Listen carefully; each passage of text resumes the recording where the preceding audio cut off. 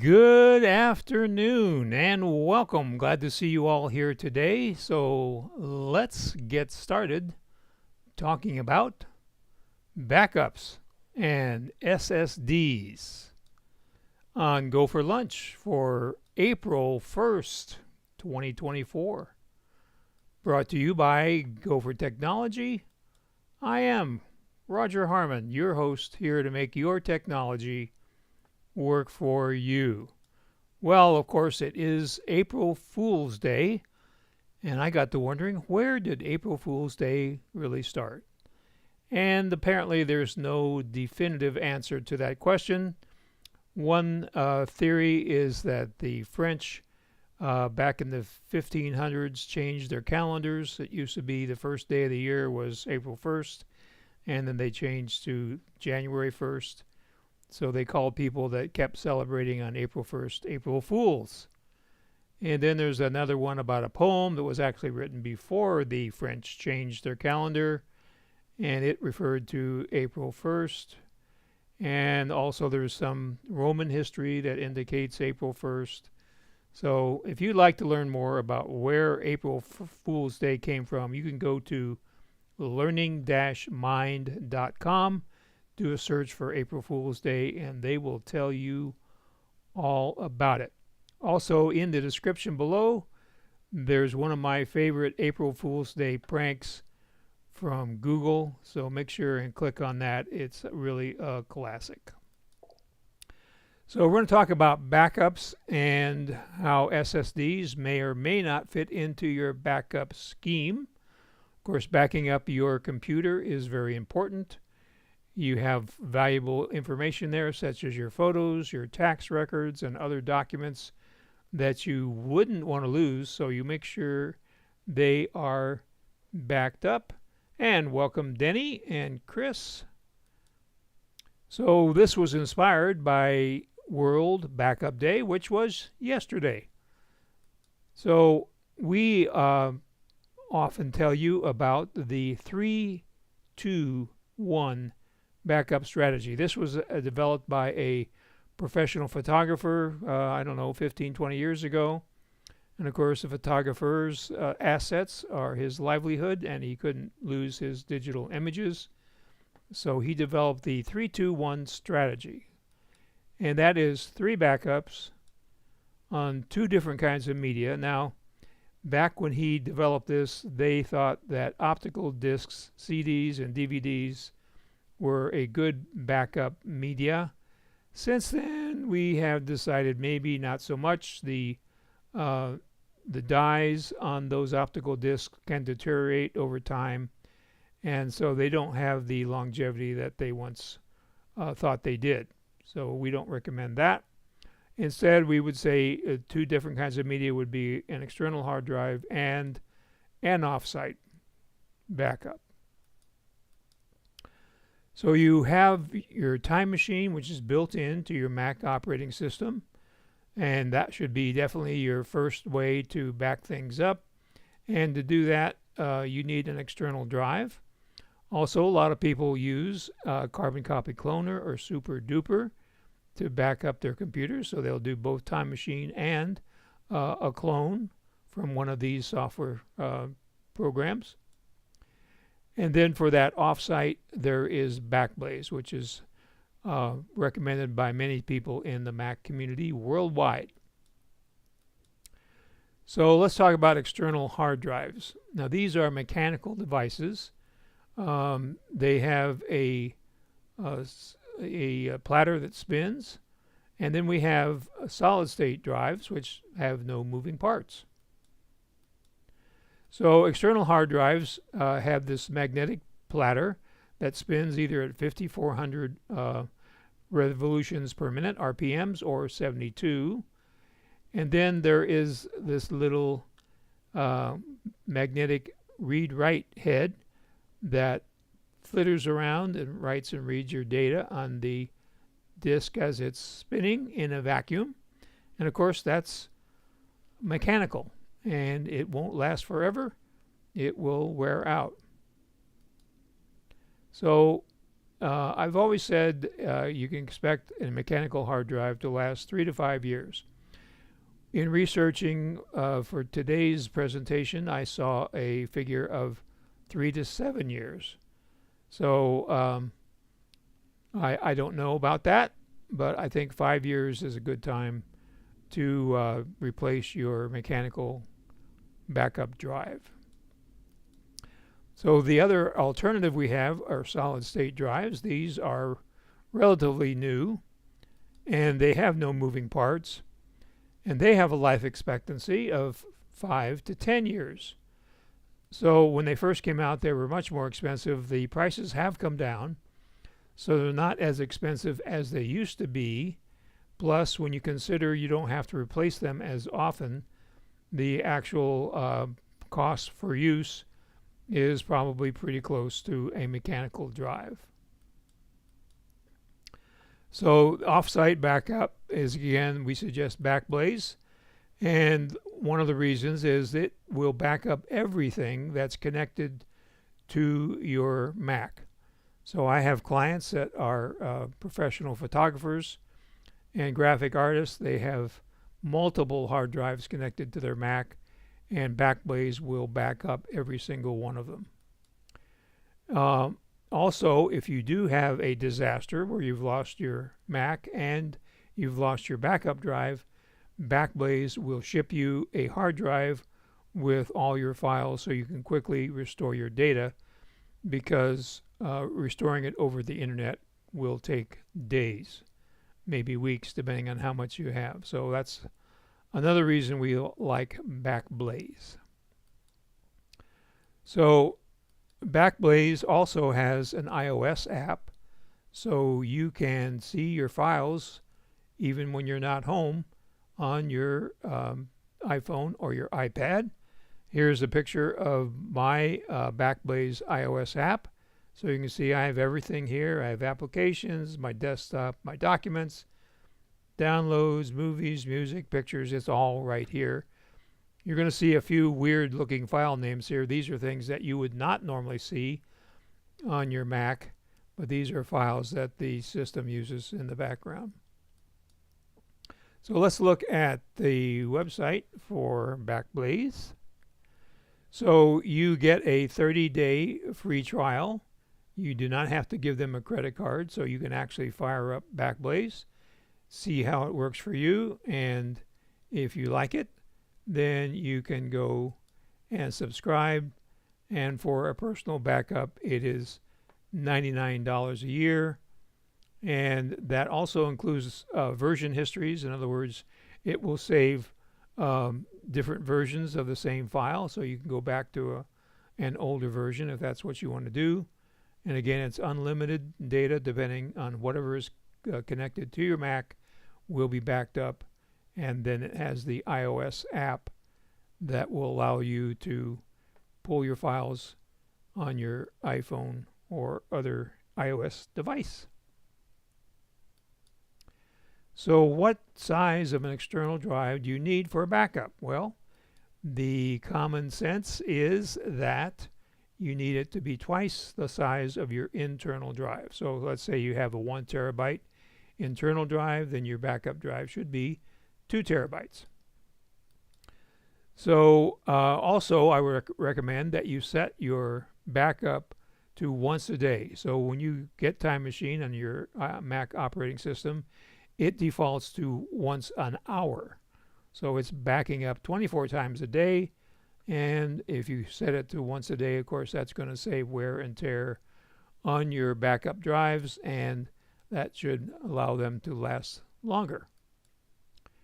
What about ransomware? Unfortunately, ransomware seems to be on the rise.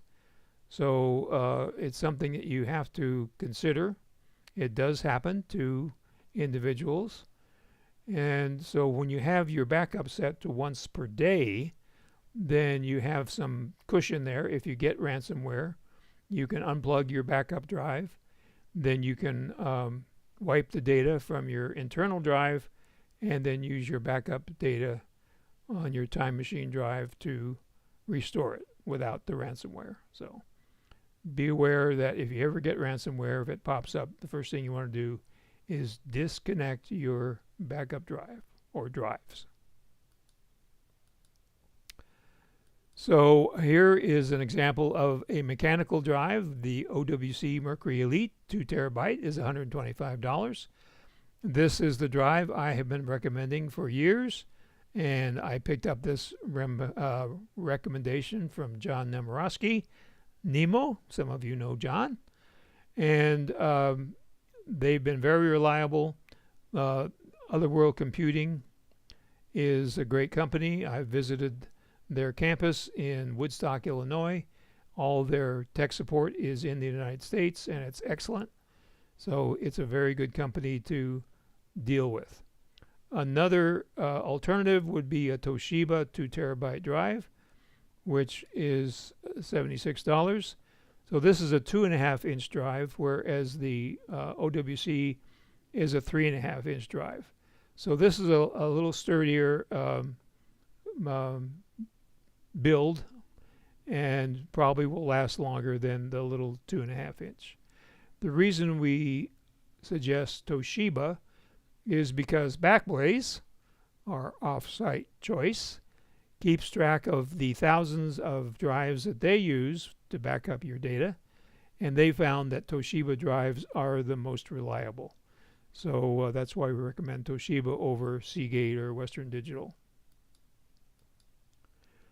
So if you want to get an SSD for your backup, OWC offers a 2 terabyte for $280. Comes in a nice sturdy aluminum case. Now, unfortunately, yesterday they were $30 cheaper. They were on sale in March. So you might want to watch the OWC site to see if they go on sale again. And an alternative to that would be the Samsung 2 terabyte solid state drive for $140. That is the T7 model.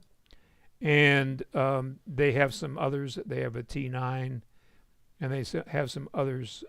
So Samsung is pretty much a good choice.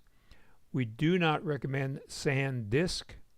There's been many articles on the web about SanDisk has some incompatibilities with Mac.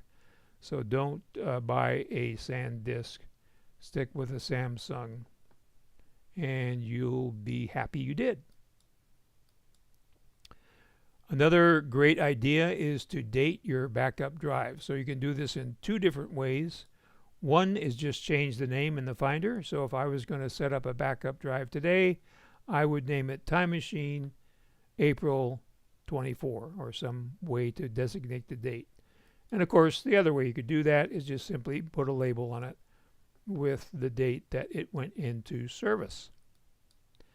That brings us to questions. So if you haven't already, put your questions or your comments in, and we'll talk about those in just a second. And please share this YouTube video or any of our YouTube videos with people that you know, especially people that you may know that are not backing up their Macs, so you can help them get back on track. And of course, we have the GoFor Gazette that comes out every Monday morning about 7 o'clock. And there is a link in there for Backblaze as well as our YouTube videos. Zoom is up to it again, up to version 6.4.3, so make sure you're up to date on your Zoom. And Apple released a slew of updates yesterday. I think they updated everything except the Apple Watch, last I heard. I would caution you not to do that update until it's out for about a week. Again, what I always suggest is you do a search for problems on Mac OS 15.4, for example, and see what the chatter is out there on the internet, see if there's any bugs that you don't want to have to deal with. And then if you don't see much, then you can go ahead and do the update. Now, I did update my secondary machine this morning, and I got a big screen that came up and said automatic updates are on. So even if you have automatic updates off, you need to turn them back off because Apple turned them on automatically. So let's go look at that as we go to my little, here we go. Okay, so we're going to go to System Settings. You want to go to General, and then you want to go to Software Update, and then you want to click on the little I here next to Automatic Updates, and you see they turned automatic updates back on. I had it turned off. So what I would suggest is where it says Install macOS Updates, turn that off. Well, that's interesting. It turned everything off. So, well, or it turned nothing off. There we go. Oh, look at that. It won't let you turn it off. Well, isn't maybe if we turn this one off? Well, isn't that fun? Let's try that again. Okay, let's go back up here. And so it's not showing green, but it's not showing off either. So I would say that's a bug right there. It should be green when it's on. It's not showing green, and it won't turn off. So we'll have to look. Oh, I see. Maybe I have to unlock my machine here. Didn't see that. Okay, I'm sorry. False alarm. So, okay, so now it turned off. You just have to unlock it with your computer password. So it's okay to download them, but you don't want to install them until you're sure that there's no bugs. I do keep the security responses turned on because those are immediate. Okay. Also, give us a thumbs up and subscribe if you haven't already, so you can be notified when we go live and we can get noticed more on YouTube when you subscribe. So let's see what we have here as far as your questions. Doriana asks, how many screens do you use here? And the answer to that is one. This one here, which is 28 inches from corner to corner. So it's equivalent of kind of having two screens. And it works very well. And okay, Chris says watch OS 11.4 is out now. So they apparently just waited a day. And Leslie Ann said the setting icon is bouncing. I think that's because I didn't unlock with my password. So hopefully that's a good refresher for everybody for backing up. I know lots of you do back up on a religious basis, which is great. And hopefully you'll never need it, but if you do, it will be there. And again, please share this with other people that may not be backing up. I do run across that ever so often.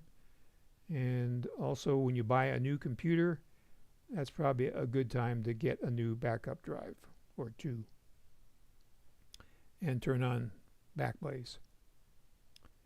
So thank you for joining us on April Fool's Day, and you're welcome, Leslie Ann. It's what I'm here for, is to keep you computing in a safe and productive manner. That's why I'm doing the GoFor Lunch, so I can keep in touch with you between in-person visits. So if you think of anything else you'd like to learn more about, just call me or email me. That information will be coming up here momentarily. Have a great April Fool's Day. Be careful you don't get pranked. And we'll see you next Tuesday at high noon for another GoFor Lunch.